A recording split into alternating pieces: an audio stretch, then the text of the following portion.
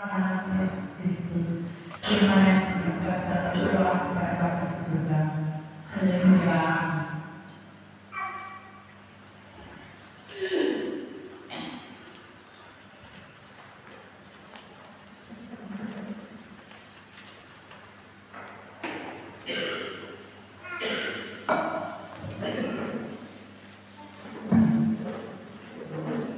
Baiklah, kita sama-sama buka kitab kita di dalam kitab Roma pasal yang ke-12 ayatnya yang pertama. Kitab Roma pasal 12 ayat yang pertama, Diobriko persembahan yang benar. Karena itu saudara-saudara, demi kemurahan Allah kami menasihati kamu supaya kamu mempersembahkan tubuhmu sebagai persembahan yang hidup, yang kudus dan yang berkenan kepada Allah. Itulah ibadahmu yang sejati. Demikianlah firman Tuhan. Terima kasih yang berbahagia kita yang sudah mendengar firman-Nya, memelihara dan melakukan dalam hidup kita. Salam. Sekali lagi salam.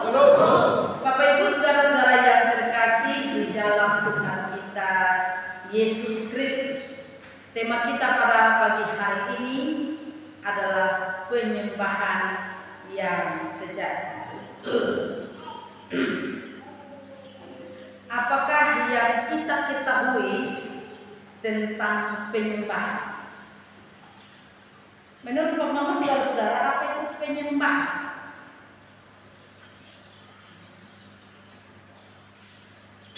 Mungkin kita bisa melihat video ini, bisa ditayangkan.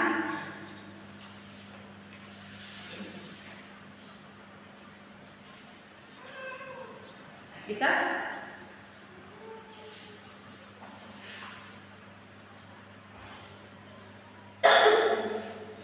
Bersabar ya. Oke. Sip, lanjut. Ada lagi?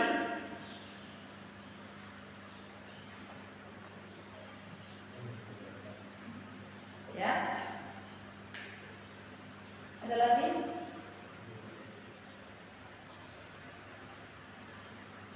Apakah penyembahan itu berbicara seperti ini?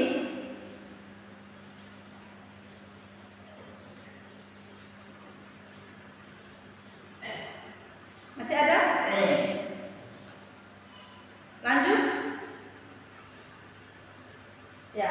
Papa Mama, kalau kita perhatikan, seringkali orang membayangkan penyembahan kepada Tuhan itu ketika dia mengalami hal-hal seperti ini.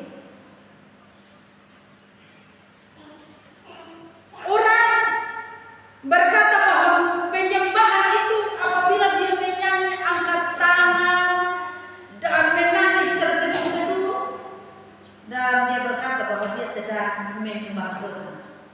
Namun apakah benar penyembahan yang sejati adalah demikian? Penyembahan itu sama dengan keberserahan diri. Berserah diri itu memiliki arti tunduk, dan kata itu menyiratkan makna kalah. Berserah diri menimbulkan gambaran yang tidak enak karena selalu digunakan untuk konteks yang negatif. Dalam budaya persaingan zaman ini, kita diajar untuk tidak menyerah. Kita diajar untuk tidak tunduk. Jika menang adalah hal yang amat penting, maka kita lebih suka berbicara soal menang. Kita lebih suka berbicara soal berhasil. Kita suka lebih berbicara bagaimana mengalahkan.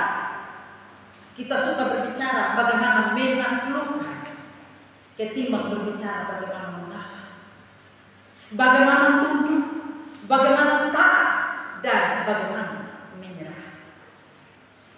Tetapi waktu kita menyerahkan diri kepada Allah, ini adalah inti dari penyembahan. Bukan berarti kita kalah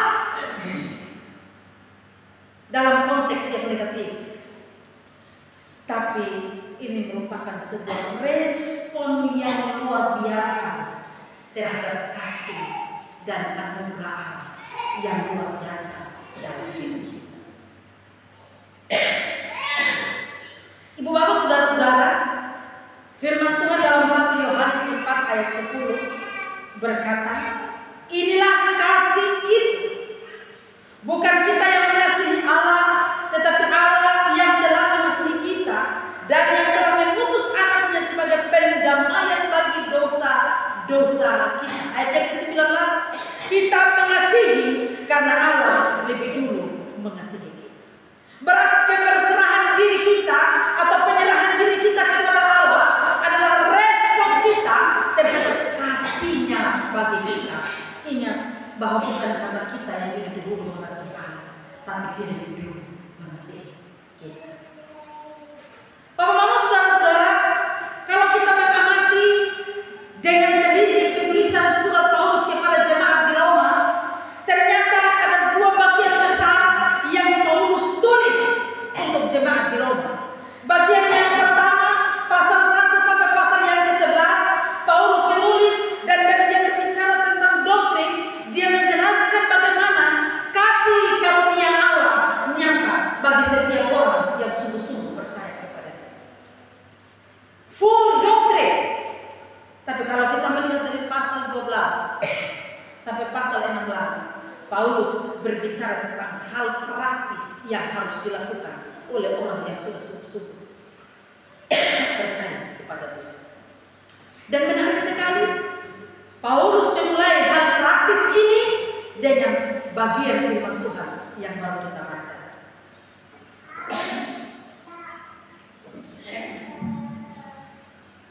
Roma 12 ayat yang pertama, mari kita membaca bersama-sama. Roma 12 ayat yang pertama, 2, 3. Karena itu saudara-saudara, demi kemurahan Allah, aku menasihatkan kamu supaya kamu mempersembahkan tubuhmu sebagai persembahan yang hidup, yang kudus dan yang berkenan kepada Allah. Itu adalah ibadah yang sah. Ibu bapak yang terkasih, coba memperhatikan bagian yang saya garis bawahi. Aku menasihatkan kamu demi kemurahan Allah, perhatikan situ, supaya kamu apa? Mempersembahkan tubuhmu sebagai persembahan yang hidup. Ibu bapak yang terkasih dalam Tuhan kita Yesus Kristus, penyembahan yang sejati adalah mempersembahkan tubuh ini kepada Kristus. Rick Warren mengatakan begini, ibadah yang sejati adalah mendatangkan kesenangan bagi Allah. Terjadi apabila kita memberi diri. Terjadi apabila Anda memberi diri Anda sepenuhnya kepada Allah. Jadi waktu kita memberikan diri ini sepenuhnya kepada Allah, kita sedang menyembah kepada Dia. Ibu bapak saudara-saudara yang terkasih, sekali lagi mempersembahkan diri kepada Allah adalah penyembahan yang sejati. Orang yang mempersembahkan dirinya kepada Tuhan berarti mereka adalah orang yang sungguh-sungguh percaya kepada Dia sebagai Tuhan dan Juru Selamat. Dan ingat, percaya adalah unsur terpenting yang sangat diperlukan dalam keberserahan diri. Percaya adalah unsur terpenting dalam keberserahan diri kepada Tuhan. Kita tidak akan mempersembahkan, menyerahkan diri kita, mempersembahkan diri kita kepada Allah kalau kita tidak percaya kepada Dia. Dan kepercayaan akan ada dalam hidup kita apabila kita sungguh-sungguh mengenal siapa Tuhan itu dengan benar. Ini penting. Waktu kita mengenal Tuhan dengan baik, waktu kita mengenal Tuhan dengan benar, kita menyadari bahwa Allah sungguh mengasihi kita. Allah sungguh mengasihi kita melebihi apapun, maka kita tidak akan ragu untuk mempersembahkan diri ini kepada Tuhan. Ya. Coba kita perhatikan satu ayat ini. Roma 3 ayat yang ke-8. Roma 3 ayat 8, saya minta seorang majelis untuk membacakan kepada kita. Roma 5 ayat 8.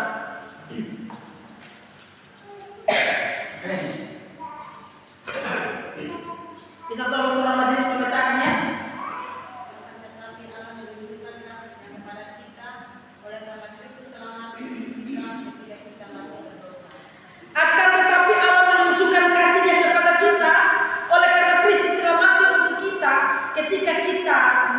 berdosa. Jadi saudara, di sini kita perhatikan Allah menunjukkan kasih-Nya kepada kita waktu kita baik atau waktu kita berdosa. Waktu kita berdosa, justru Allah menunjukkan kasih-Nya kepada kita. Ini memberikan kepada kita satu pengertian bahwa ketika kita menyadari bahwa Allah itu begitu baik, begitu kasih kepada kita, maka kita tidak akan ragu dalam mempersembahkan tubuh ini kepada Tuhan. Karena itu Bapak-Bapak, kalau kita masih punya keraguan terhadap kasih Tuhan, maka mari saya ajak kita untuk membayangkan waktu Yesus Kristus disalib dan tangannya terlentang di atas salib seperti ini. Lalu saudara dapat membayangkan di atas salib dengan tangan yang terlentang begini, Yesus melihat engkau satu persatu dan Yesus berkata, aku mengasihi. Aku mengasihi. Bapak Ibu saudara-saudara yang terkasih dalam Yesus Kristus, ini luar biasa bagi kita. Dalam penyembahan yang sejati, kita akan belajar dua hal. Yang pertama adalah arti mempersembahkan diri. Bapak Ibu, mempersembahkan diri kepada Allah bukan berserah atau pasrah secara pasif. Bisa memahami ini? Berserah kepada Allah bukan sebagai pasrahan secara pasif. Kau memang kau manusia jadi harus begitu. Bukan. Tapi mempersembahkan diri kepada Allah atau berserah diri kepada Allah, mengorbankan diri ini demi merubah apa yang perlu diubah. Jadi Bapak-bapak, berserah diri di sini bukan berarti meninggalkan cara pikir rasional. Allah menggunakan pikiran kita, Dia memberikan kepada kita supaya kita menggunakan pikiran kita dalam menyembah Dia. Dia memberikan pikiran kita untuk kita memuliakan. Dia memberikan pikiran dalam pikiran kita untuk kita bisa melayani. Dan Allah pakai pribadi-pribadi yang umum untuk memuliakan Dia, menyembah Dia, dan melayani Dia. Jadi bukan sebagai pasrahan secara pasif, tapi ada sesuatu.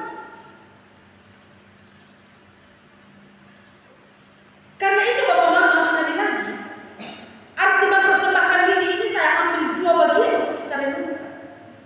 Mempersembahkan diri itu berarti percaya sungguh-sungguh, itu poin pertama.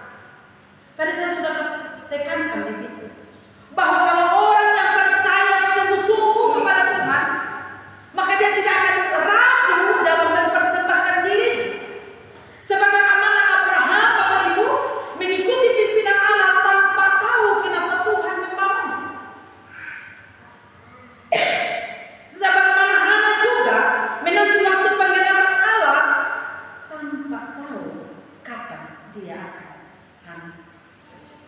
Bahkan juga Maria menantikan mujizat tanpa tahu bagaimana Yusuf mempercayai tujuan Allah lewat kehamilan dia. Dia tidak pernah tahu situasi apa. Tetapi dari orang-orang ini kita melihat mereka sungguh-sungguh berserah kepada Tuhan dan percaya sepenuhnya kepada Allah. Sebagaimana Abraham percaya kepada Allah, sebagaimana Hana percaya kepada Allah, Maria dan Yusuf percaya kepada Allah, tanpa keraguan datang mereka. Bapak-bapak, Yesus sendiri juga memberikan teladan kepada kita, sebuah teladan kepercayaan kepada Allah Bapa sendiri. Waktu dia berada di Taman Getsemani dan dia berdoa, dia menyerahkan dirinya kepada Tuhan di dalam doa.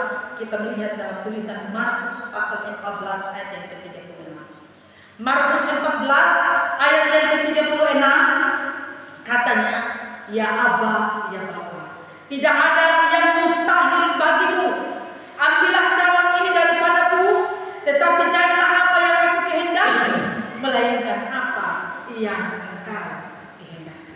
Bapak Ibu, Yesus tidak berdoa, ya Bapa, ya Aba, ya Bapa, jikalau engkau mampu menyingkirkan penderitaan ini, lakukan. Mengapa? Tuhan Yesus berkata, ya apa, ya Bapa, tidak ada yang mustahil bagimu. Yesus sangat percaya bahwa Allah punya kuasa untuk melakukan apapun. Allah punya kuasa termasuk untuk mengangkat penderitaan itu.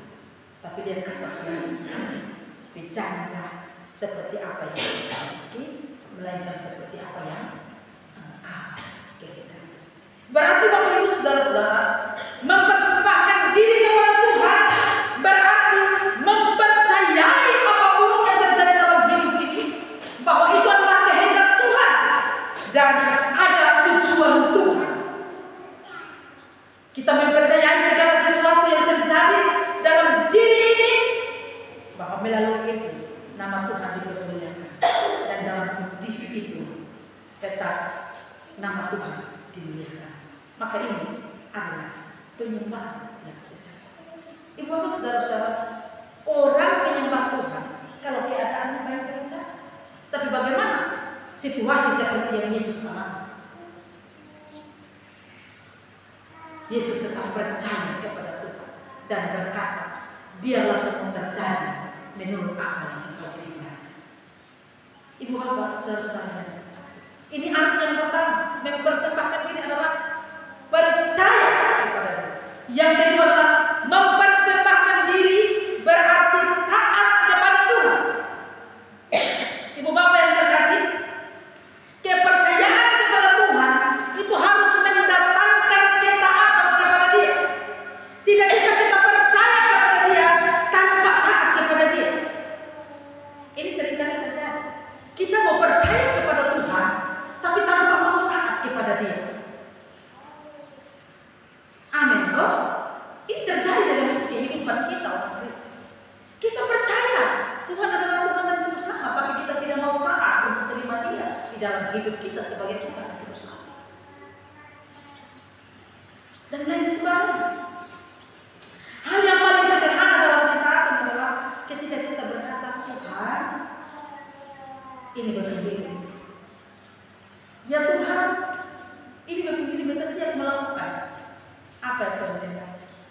Tapi apabila Tuhan datang dan minta kita dengan firman Tuhan, wah, 1000 macam penolakan yang ada.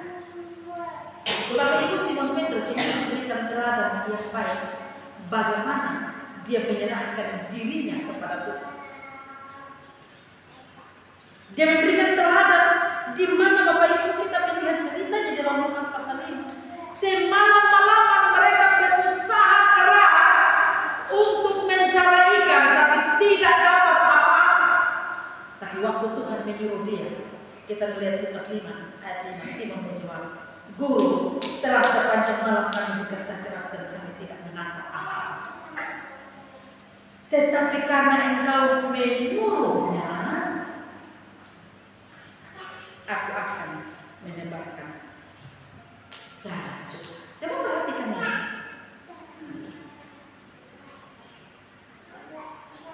Dia sebenarnya punya alasan untuk malas. Dia punya alasan untuk tidak melakukan. Menyebarkan jalan. Tapi karena Tuhan menyuruhnya, dia menyebarkan jalan. Apa yang kita belajar dari sini? Kepercayaan itu harus mendatangkan ketaatan. Orang-orang yang berserah diri kepada Tuhan adalah orang-orang yang mentaati firman-Nya atau perintah-Nya, walaupun perintah itu kadang di luar akal kita. Bapak Ibu saudara-saudara, waktu kita disakiti oleh orang lain, sakit hati tidak? Sakit? Manusiawi kalau kita benci dia, manusiawi. Kita tidak suka dia. Tapi lihatlah apa yang Tuhan bilang. Tuhan bilang, kasihilah musuhmu. Bukan tidak stop di situ. Bilang kasihi musuh. Tapi Tuhan bilang, berdoa untuk musuh. Tapi waktu saya berpikir tentang ini satu perintah yang melampaui akal kita. Ini manusia bilang,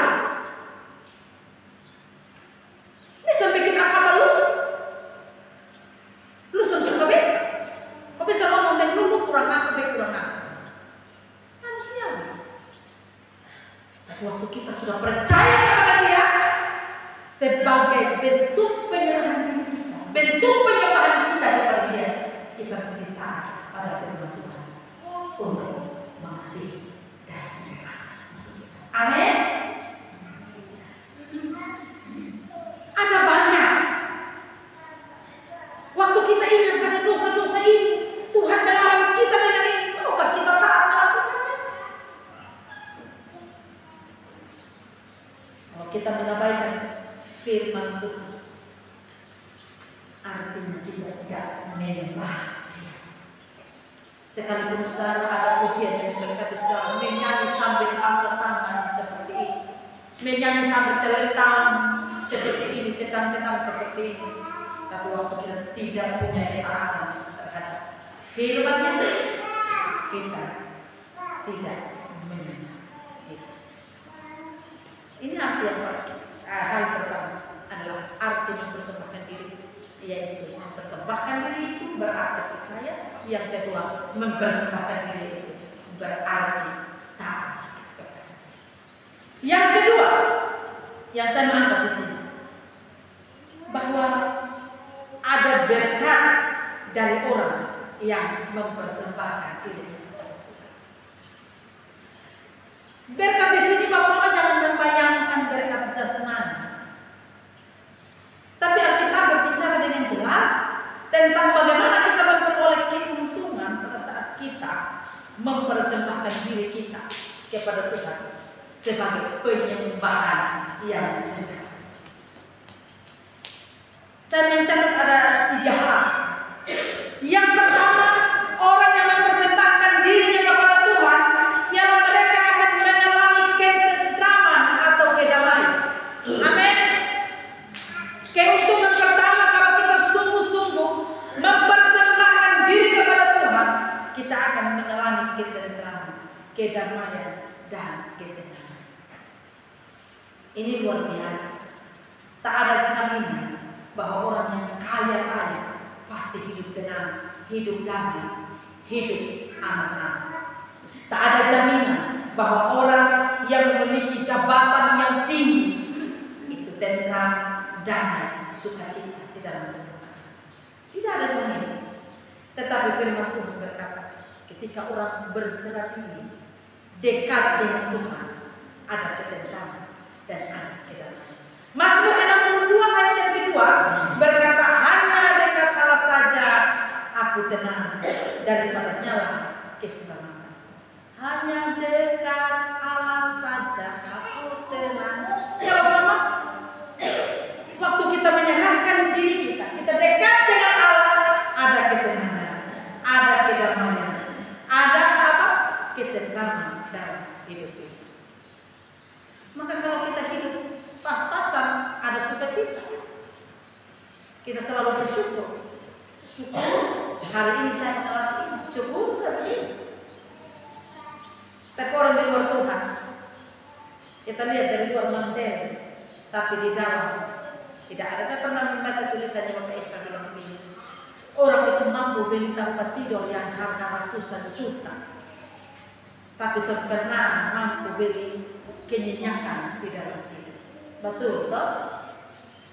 Seorang tukang becak dia bisa tidur dengan nyenyak di atas becaknya, tapi orang yang tidur di sport mahal sudah bisa suruh. Jadi ketenangan itu hanya ada dalam orang-orang yang mempersembahkan diri. Waktu kita berserah diri kepada Tuhan, kita mengalami tekanan hidup dan lain sebagainya.